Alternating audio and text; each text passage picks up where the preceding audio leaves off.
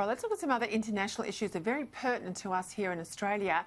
After jailing activists and crushing dissent in Hong Kong last year with the passage of the so-called national security law, Chinese President Xi Jinping has his sights set on Taiwan.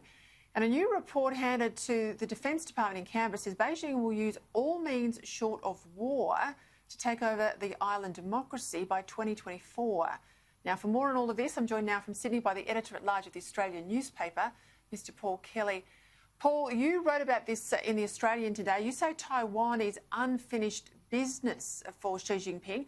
How likely do you think an invasion is? Well, I think there's no doubt that it's unfinished business, and the Chinese president has put this on the table. He's put it on the table fair and square. He's made it absolutely clear that China does not rule out the use of force in terms of unification with Taiwan. It's also very clear that China sees itself as incomplete. It sees itself as an incomplete power until the Taiwan issue is sorted out. So it's a high-profile issue. This president has been extremely assertive in both the South China Sea and in relation to Hong Kong.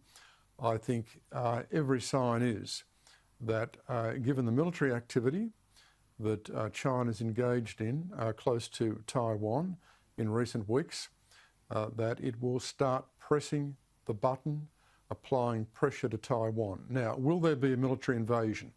Well, I quoted the China Matters paper this morning, which I think is a very sophisticated paper. Essentially, what it's saying is, if you look at the character of this president, he's cunning, he's more likely to engage in all measures short of war to put pressure on Taiwan. That includes an awful lot in terms of getting up the unification debate. And this is going to be... Let me just pick you up on that point, because I want to put the geography of all of this into a bit of context for people at home who may not be so across the regional sort of distances here. The Taiwan Strait that separates Taiwan from China, only 180 kilometres wide, so it's really small distances here, Paul. If Xi does go down the path of invasion, and you talk there about his military type or pressure options, if I can call them that, before military, what would it look like? Well, if it was an invasion, I think, therefore, you would imagine there would be cyber attacks initially to disable Taiwan's communication system.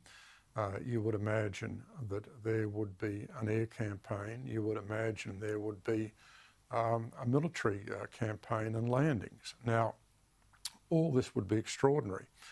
And that's why I think at the end of the day, it's unlikely to follow this particular course. I think when it comes to military, what Xi Jinping wants to do is to establish military ascendancy in the Taiwan Strait vis-a-vis the United States, so that the American president, whoever it is, whenever it is, gets advice from his military advisors telling him the United States cannot win a military conflict over Taiwan. That's clearly what China is aiming to achieve. But even if it achieves that, it doesn't necessarily mean it will go for an invasion. An invasion would do incredible damage to China standing across the world. It would take years and years to recover from the damage done to it. And I think, the current president is too smart to engage in that sort of activity. Look at what he did on the South China Sea. Look at what he's doing in Hong Kong. He is going to build pressure by all sorts of means short of invasion. I'm keen to know, I do agree with your point. He's a more sober character perhaps than his predecessor.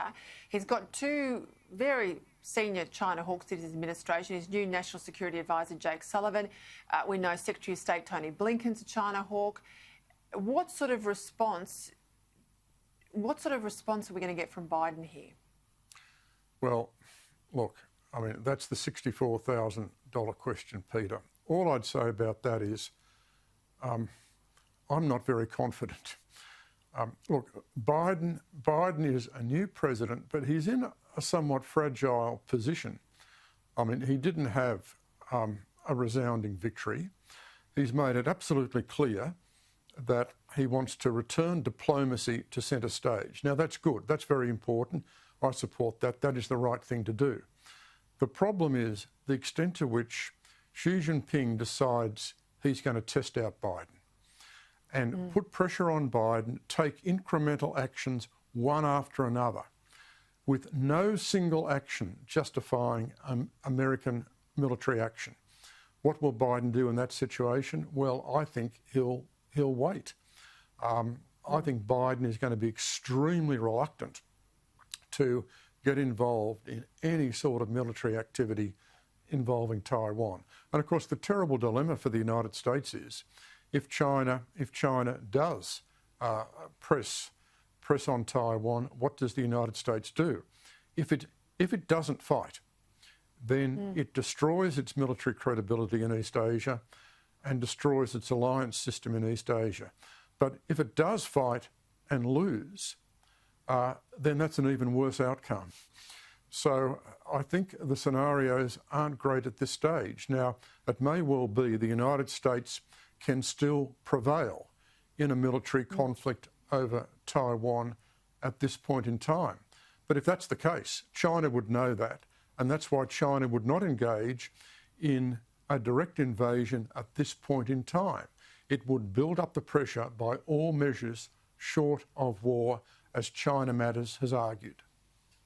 Well, 2024, that deadline there for Xi Jinping is looming. Paul Kelly, thank you for your time. Thanks, Peter.